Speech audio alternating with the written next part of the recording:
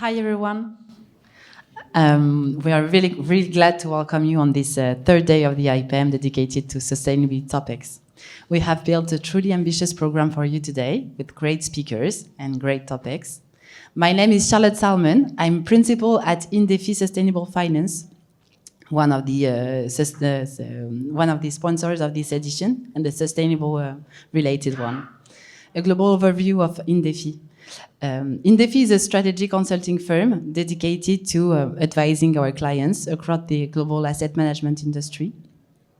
We have a team of 80 consultants in Paris, but also in Zurich, Munich, London. Since 2011, we have built an expertise on sustainability topics, and our team nearly gathers 25 experts on sustainable finance. On today's agenda, we are going to discuss a wide range of sustainability topics, ranging from diversity and social issues to tech and even, of course, climate change. We'll also listen to most interesting panels who will discuss, for example, sector challenges such as food supply chain. To us, three pillars mainly explain why sustainability is at the core of our concerns as investors. Well, first, we are all individually conscious of the unsustainability way of our living. This translates, on the one hand, on the economy, since global society is asking for solutions and sustainability integrations across all sectors. Sustainability is a core matter of strategy in most cases. This also translates, for example, on HR, since sustainability is a driver for talent attraction and retention. For example, younger generation are not willing anymore to work without purpose, and sustainability is an answer about that. The second pillar is regulation. Regulation is becoming ever more demanding, as everybody knows here. We all know the words SFDR, CSRD, PAI, Article 29. Sometimes it may seem even hard not to get lost in the field. The third pillar is related to the growing requests from LPs on this topic. And thanks to them, they also help speed up the implementation of sustainable practices among GPs. So starting now, please give a warm welcome to our first panelists who are about to discuss how to debunk LPs' real impact expectations. I hope you are as excited as I am to hear them, since it is indeed a hot topic in the relationship management of our clients. To moderate this panel, I'm happy to pass over the mic to Persephone Nulika, Director at BlackRock Private Equity Partners, who will introduce our panelists. Thank you. Hi, everyone. Good morning. Thank you for making it here after last night's event. So I really appreciated you're all here this morning, bright and early. So I have the pleasure to introduce three very interesting panelists that will be talking about the topic of debunking LP's real impact expectations. So maybe we can welcome you on stage as well at the same time. So first one is Candice Brenet, and apologies for the pronunciations, it's going to be terrible. Candice is the head of sustainability at Ardian and in charge of developing and implementing the firm's sustainability program since 2008. She chaired the France Invest ESG Commission from 2017 to 2020, and since 2019, she sits on the AMF's Climate and Sustainable Finance Commission. So warm welcome. Great. Second, we'd like to welcome Jan-Erik Zaugestad. He's a CEO of Storebrand Asset Management, a highly regarded player in the Nordic markets, and a pioneer in the field of sustainable investments, managing over 1,000 billion NOK in both private and public markets with a strict and innovative strategy of sustainable investments. Hi, Jan-Erik. And last but not least, I'd like to welcome Baudouin Derville. He's a partner and head of Midcap at Initiative and Finance after spending 15 years as managing director within Ardian's expansion team. He's in charge of developing the Tomorrow private equity fund, which is the first French midcap buyout fund that is SFDR 9.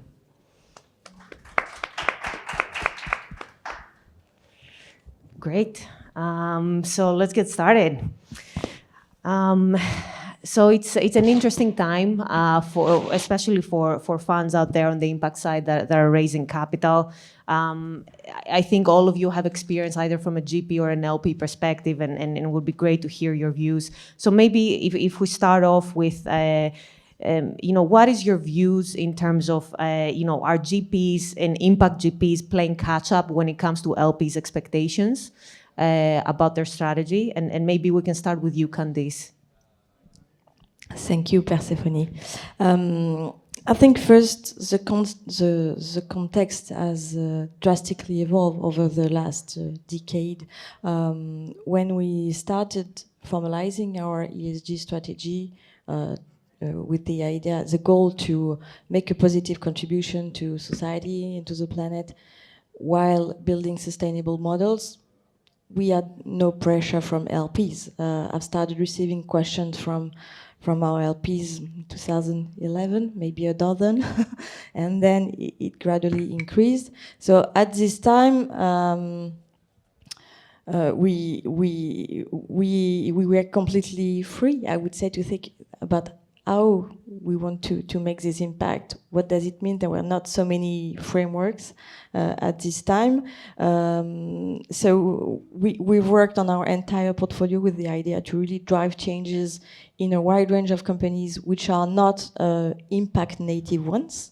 So we've done that by developing ESG processes along the investment cycle, expanding an engagement program to work on an individual basis with portfolio companies to help them build their sustainability roadmaps. And over time, we have refined our tools frameworks, still with this idea to improve our impact, to better identify material topics, in particular assess the climate materiality, for example.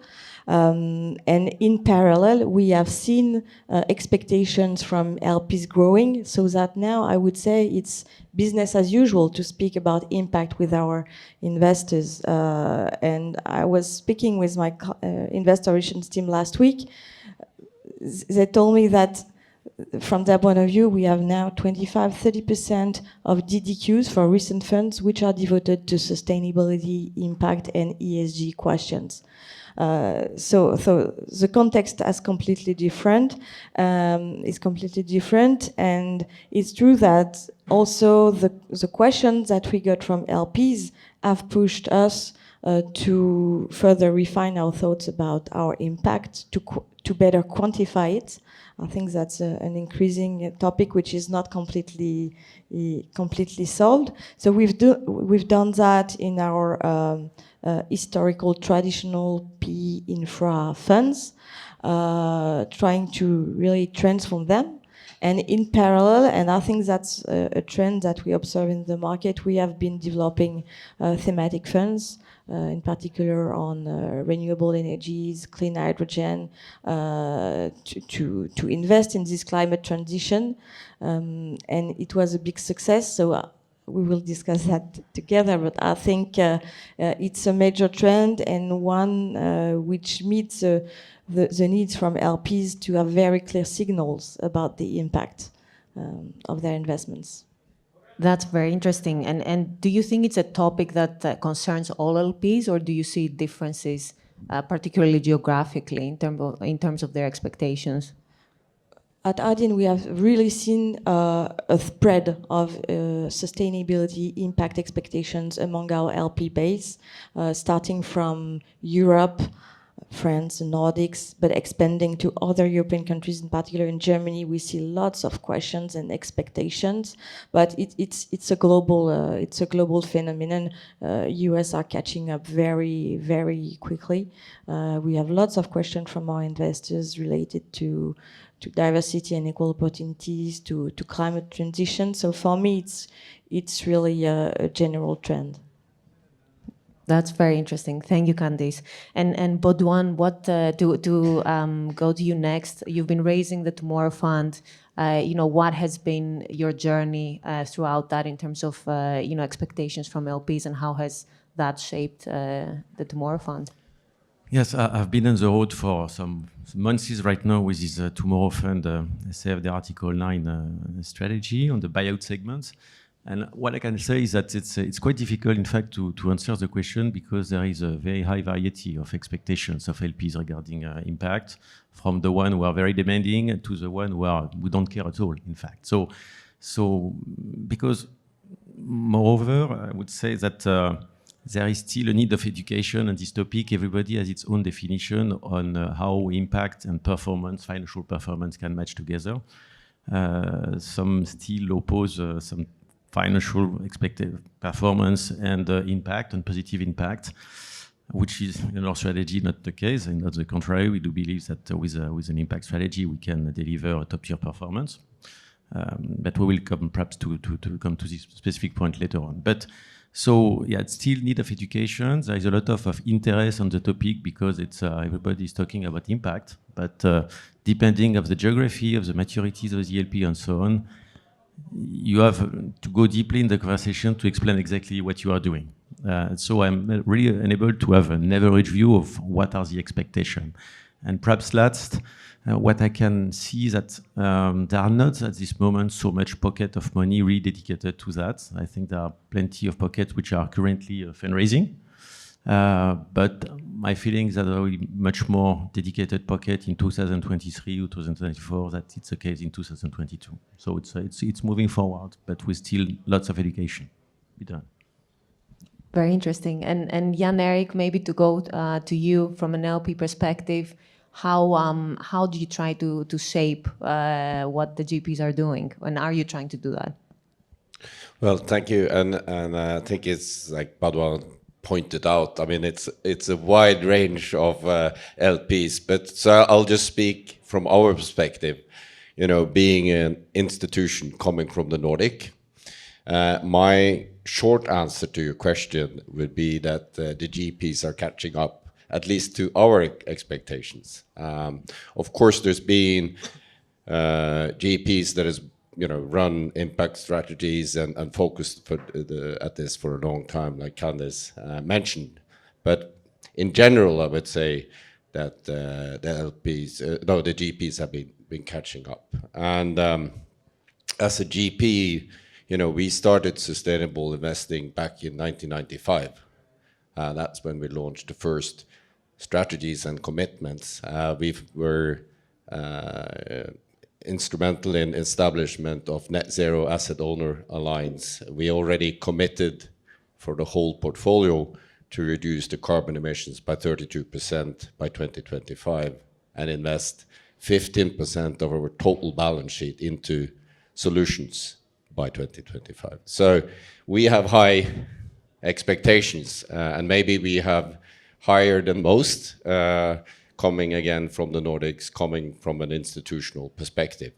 So my answer would be yes. And of course, we will be looking for, clear intent, a sense of purpose in the GPs.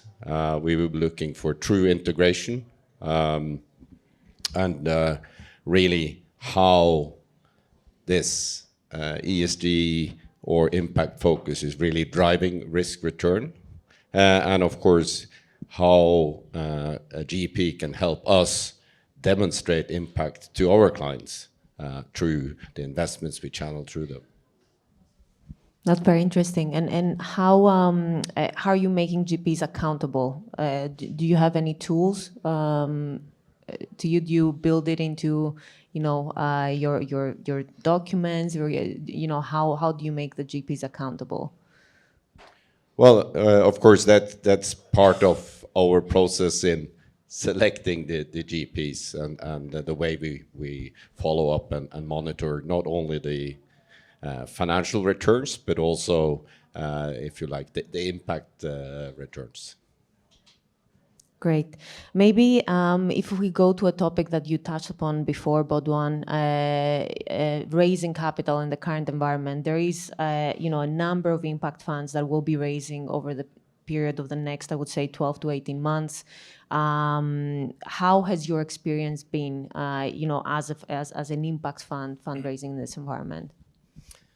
So just to tell a few words of what we're doing with our impact fund, which is called Tomorrow Private Equity Fund at Initiative on Finance. It's a lower mid-cap private equity fund dedicated on the buyout segments, investing in France and Western Continental Europe. There is not so much impact funds or SFD Article 9 fund on this segment. I think a lot of on the growth or perhaps infra, but on the buyout, not so much for the moment. And we have a specific focus on supporting the environmental transitions of mid-cap companies. And the originality is we are not only investing in a company which have, by the nature of their business, a positive impact on the planet, but as well on, let's say, more grey companies that we do call pilgrims in our own vocabulary, which are the company which are normal companies that we help them, we support them to make their business more green and more sustainable. That's, so with a strong focus on the transformation. And so to come back on the environment regarding this kind of strategies, first of all, as you mentioned, there are plenty of initiatives on the impact, perhaps too much. So sometimes so much with on the desk of the LPs that they have to really select the serious one and them which seems a bit less serious. So because once again it's a bit unclear, and especially regarding the nature of the expected performance. There are still some LPs thinking that having such of impact strategy may be detrimental to the financial performance, which is we do believe the opposite. On the contrary, by supporting businesses, we will anticipate the legal future dispositions, client expectation to recruit talents. I mean, if you do that, the company will have more value. So I think there is no arbitrage between the financial expectations and positive impact. I think it's fully the opposite. But you have still to explain a lot on that. And some still say, okay, it's interesting, but I'm looking for performance. But it's not an opposition. Absolutely not at all. And perhaps last comments, I think that as all these strategies are quite relatively new, I think that LP will have to invest more in relatively new funds, as positive impact strategy won't come from re-ups. It's you're ready to refine new strategies, new team, new way of making your business. Great, and so I take it then you don't, your approach is not selecting the companies that are generating impact immediately, but transforming them throughout the investment yes, period. but you have to select them and to be sure of two things. That first of all, there is a management team which is willing to make it. That there is a common conviction for sure, and second, that there is something, of course, tangible, measurable, that you can really prove to your LPs and all the stakeholders of the company that from day one until the exit, there has been something very tangible, measurable, and which is a value creation driver. It's correlated to the performance at the end. It's not just to make reports, but it has to be part of the equity strategy with an extra financial equity strategy as well, with very clear indicators, KPIs, and all the initiatives are done in the perspective to be booster of the strategic value of the company. Great. Candice, going to you next. What has been your experience? What said Baudouin is really interesting because as I agree that we see very fragmented expectations in terms of impact, and the understanding of what is impact vary a lot from one investor to another. We have seen this convergence of the concern to really measure the social environmental contribution of investments, but we see that there is a convergence and this trade-off with the financial performance. I think it's not so longer a topic. We see that we have seen that with the success we had when raising thematic funds on the climate transition, as I mentioned, our renewable energy pocket and our clean hydrogen fund. But we also see that in traditional private equity infrastructure real estate fund, investor, they require, in addition to the usual financial performance, They want the impact, the social and environmental impact. So I think this question about the conflict between financial impact, social impact, is a bit outdated. I couldn't agree more.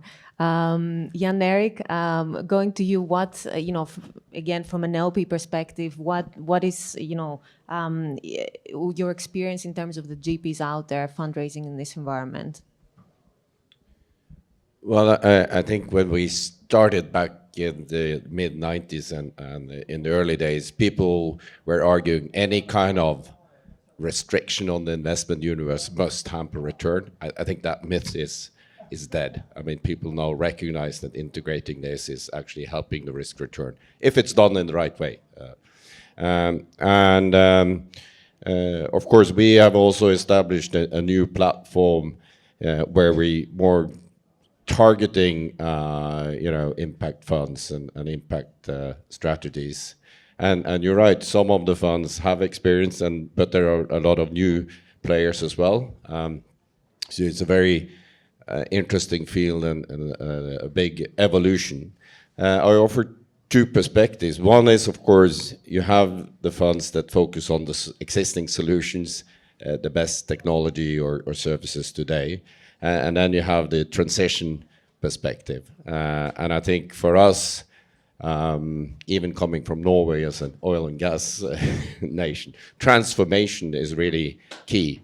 But it shouldn't be, and I think you mentioned it, Benoit, you really need to invest in companies that share that ambition, that they want to go through the transformation. So it shouldn't be sort of an excuse for investing into certain sectors. And I think that's also very important for the GPs to be very clear on. And the third thing I wanted to mention is, of course, it's like if you squeeze a balloon in one end, it sort of pops up in the other. When it works on ESG, it's very important to include, for instance, nature issues, social issues into the whole context, because we know, some climate solutions can have very negative nature effects. Some energy solutions like solar will require mining that can have a negative social effect. So having that focus on transition and holistic approach, I think it's key for impact funds. And to that point, what advice would you give to GPs fundraising right now or raising impact capital? Well, of course, it's an increasingly crowded space, and I think we recognize this by just walking around at this IPEM conference. Energy transition impact is mentioned by a lot of GPs. So I would say three things. First, you have to be very clear on what you want to achieve, both in the return space, as always, but also in the impact space.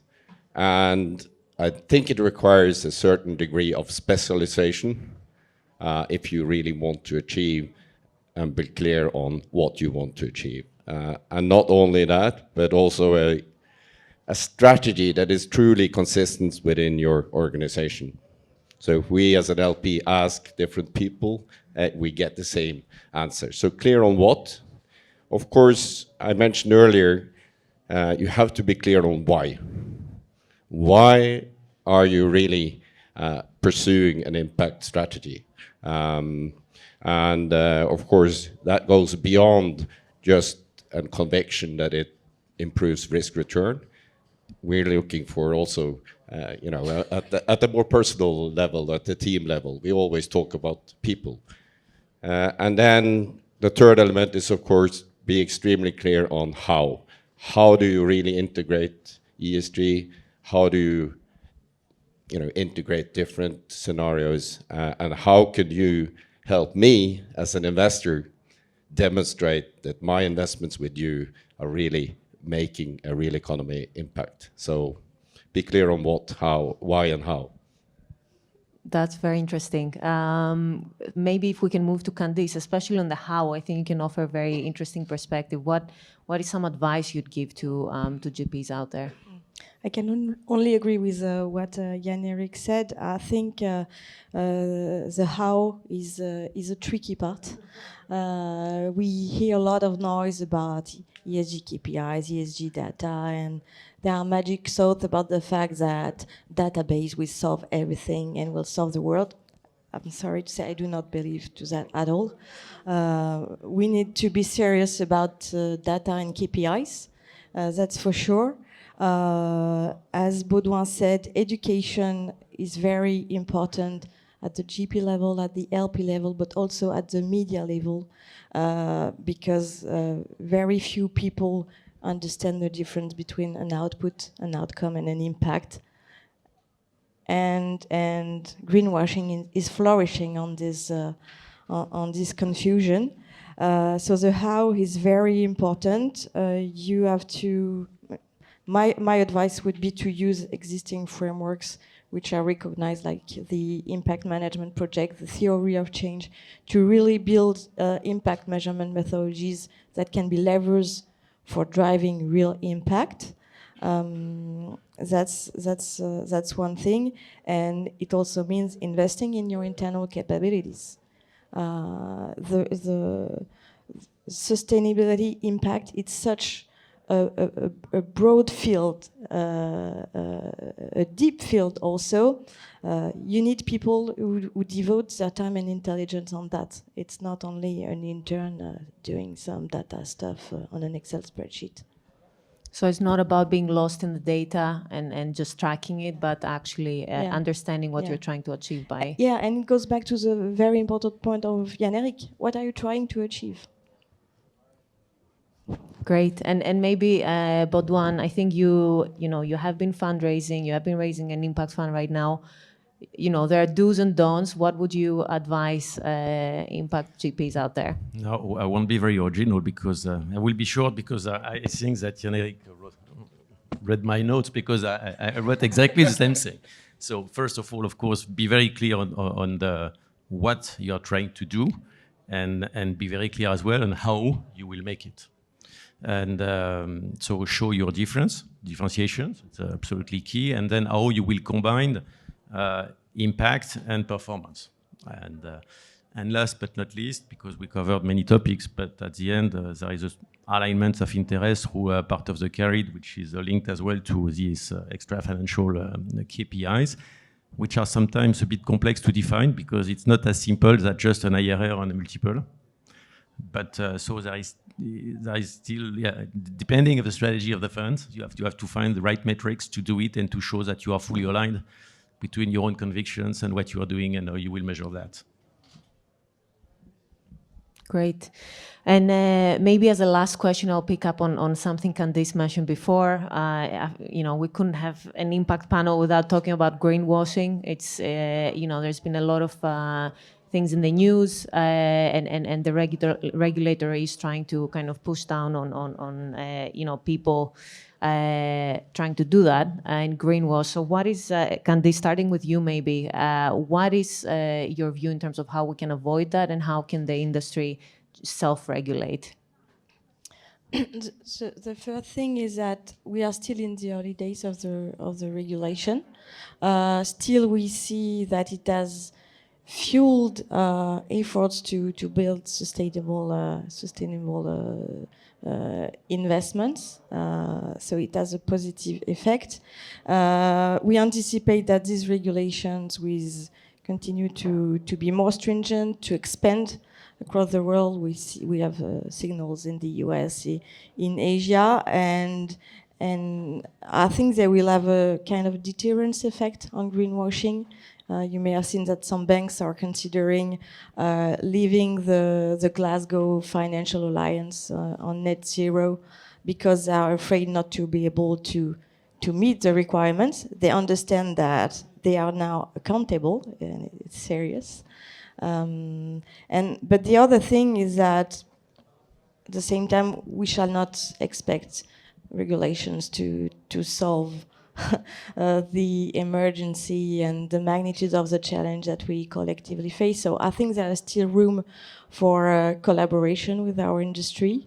I think in practice, still lots of intelligence, of time, of collaboration have to be invested to shape the metrics that will properly capture impact.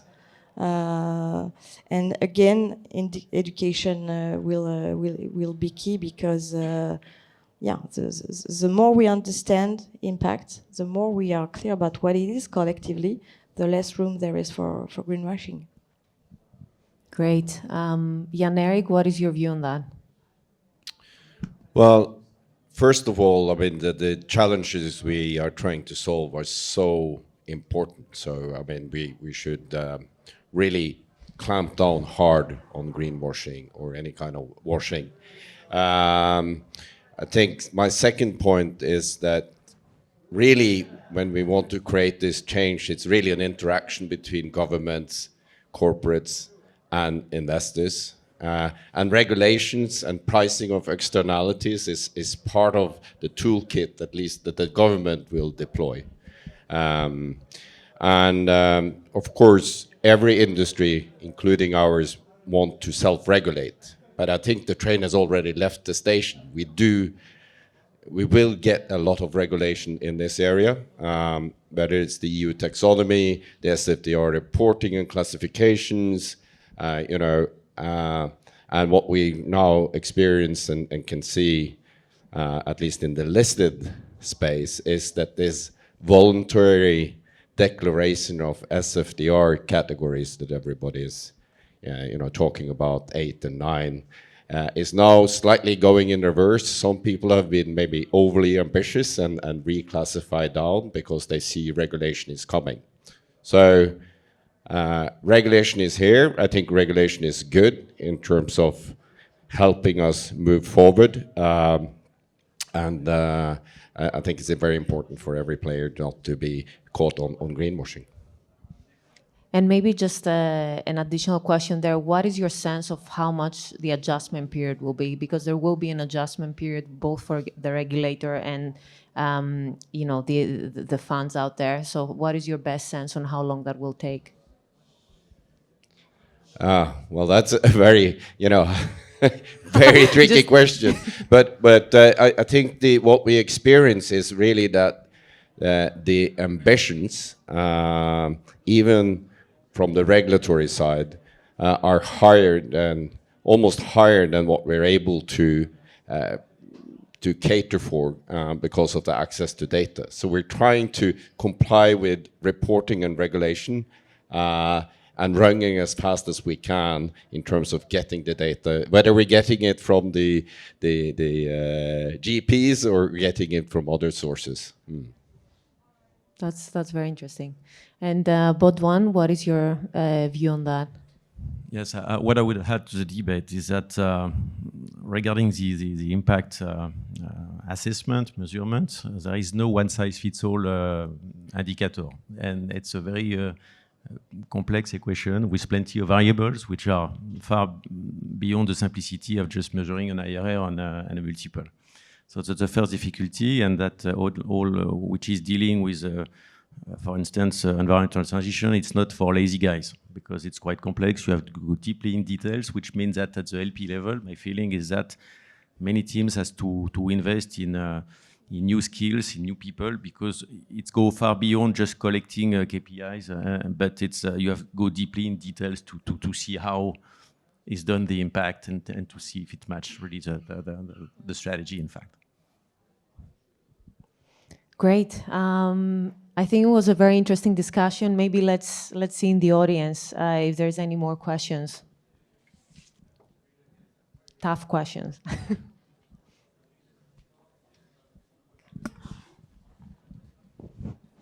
Thanks, Persephone. Actually, I have one or two. But, so first question to Baudouin and Candice. How do you engage with the teams to collectively, as you were mentioning earlier, Candice, collectively make it accountable to everyone and not just one person in a room, but the whole team and, of course, the GL team also. Yeah. No, it's a very good question. Of course, I fully agree with you. Even in my team, there is a dedicated partner which is a former CEO of companies with experience as well as an operating partners in other private equity funds. But I think that first of all, to be credible, not only versus LPs, but with the management team you will support, you have to show that you are not just asking sometimes to external consultants, but you have really internalized in your team people with skill, experience, and we will spend a lot of time post-deal with management teams to help them in making that transition. And that's a point. So you need a kind of expertise and commitment with dedicated person, but it's not, of course, as you mentioned, not only the business of this person. You have to have a team which is really convinced of that. It's a global issue, and you address these issues not only during the specific monitoring, but it's a board issue within the companies. You have to all, let's say, bring that and to have the good level as well of conviction, expertise to support the companies which we invest in the road and to improve their impact. I would say that it's mostly about, again, people, purpose, and skills, because I think it's really important. It has been our experience to have to train investment teams, to give them tools so that they understand why it is important, how they can contribute, and lots of them are eager to do it. So that's the good news. And but I think you also need sustainability experts which can push the boundaries, help people grow, and challenge what we do, but who also understand deeply the business, what investment teams do on a daily basis. So it requires to work hand in hand. For me, that's very important. That the way we have approached the topic. From my perspective, it's also important that there is a strong signal internally from the top management. I think the experience I had with Ardian, with Dominique Séniquier, who from the early days has been very, very strong about the topic, was very important in the traction he created within the company. And now we are in a phase where it's about setting quantified objectives collectively, integrating sustainability impact objectives in the appraisals of the teams. And I think that's an important step also to further create the alignment between day-to-day business as usual, and I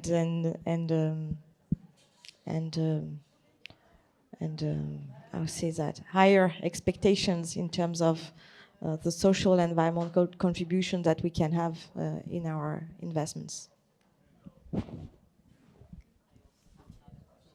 Oh, maybe let's go to the one in the back, and then I'll come back to you. Yes, go ahead.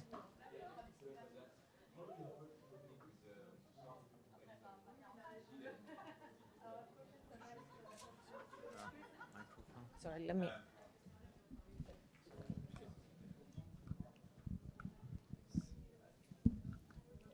Thank you. Just to follow up on the last comment, how do you approach the topic with the portfolio companies pre-deal and post-deal? Because I'm assuming that it may be, I mean, until recently, a deterrent to some management, maybe to have them commit to such changes. Thank you. Maybe I thought. My experience over the last 15 years is that the conversation with management teams in the portfolio companies has completely changed. When we went to them in 2009, introducing this topic,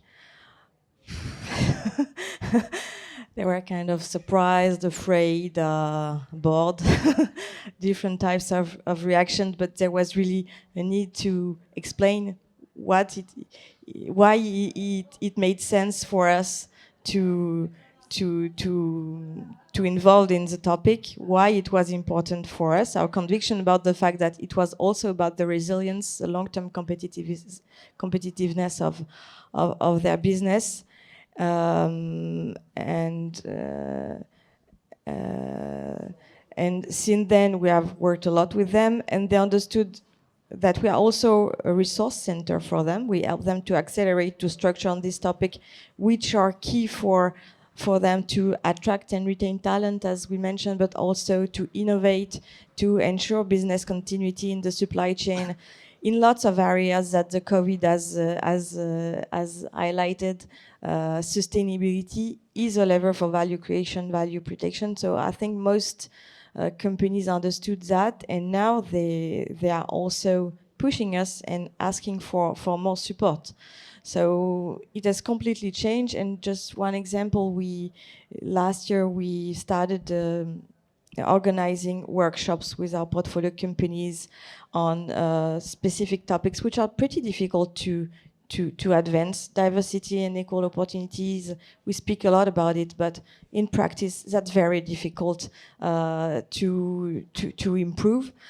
So we have worked with them on that, making them also work together about solutions. We've done the same on carbon footprint, on ESG regulations, and we had dozens of companies participating and very positive feedback. So I think now these topics are really at the agenda of companies, and they expect support from their shareholders. Let me just add to what you're saying. I will try to be brief. One, we engage with governments. Of course, they recognize these challenges, whether it's the Brazilian government or deforestation or the EU on import requirements.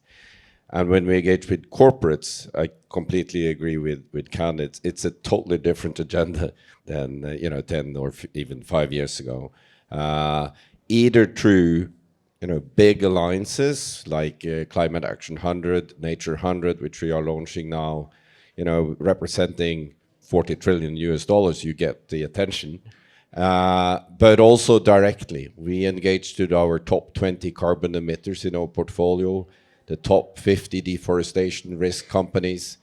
And, we talk to CEOs and CFOs, and they understand the importance. They understand their role as corporates together with governments and investors in order to move this. So I would say we have good access, and I do believe we actually have good impact.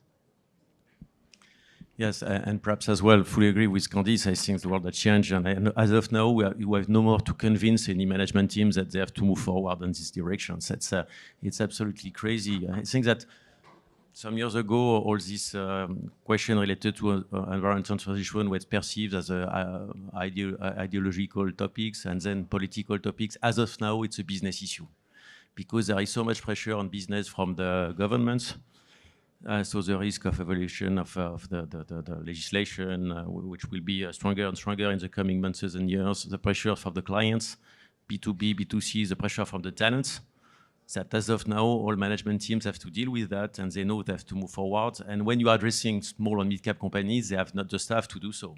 And they have to run their existing business with all the crises, be it grain, inflation, COVID, blah, blah, all that. They have to end up their digital transition, which is as well sometimes a challenge. And as of now, they have the pressure of all what I said, talents, clients, government. So being supported by a partner like a funds, which can spend time with them and help them solve their issues, share the experience, it's really a plus. I mean, money is a commodity from funds, so you have to bring something different, something new. And as of now, it's very welcome. And if I didn't meet any management team over the last 18 months saying that it's not an important topic. It's on top of their agenda, but they are a bit lost and they don't know how they will start dealing with that. And if I meet anyone saying that it's not serious, I run away. But I didn't meet any of them.